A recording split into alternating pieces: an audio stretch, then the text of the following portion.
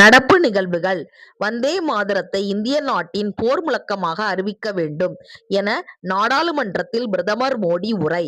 இன்று 9/12/25 உயர்நீதிமன்ற நீதிபதி பதவி நீக்க தீர்மானத்தை நாடாளுமன்றத்தில் கொண்டுவர இந்தியா கூட்டணி கட்சிகள் முடிவு. இது நீண்ட சட்டமுறை. நாடாளுமன்றத்தில் இம்பீச்மென்ட் மோஷன், பதவி நீக்க மசோதா தாக்கல் செய்ய வேண்டும். சபாநாயகர் இதை ஏற்க வேண்டும். 3 நீதிபதிகள் கொண்ட விசாரணை குழு அமைக்கப்படும். பிறகு இரு அவைகளிலும் 2/3 பங்கு பெரும்பான்மை இருந்தால் மட்டுமே இது வெற்றியடையும். அதன் பிறகு குடியரசுத் தலைவர் அந்த நீதிபதியை நீக்கும் அதிகாரத்தை பயன்படுத்துவார்.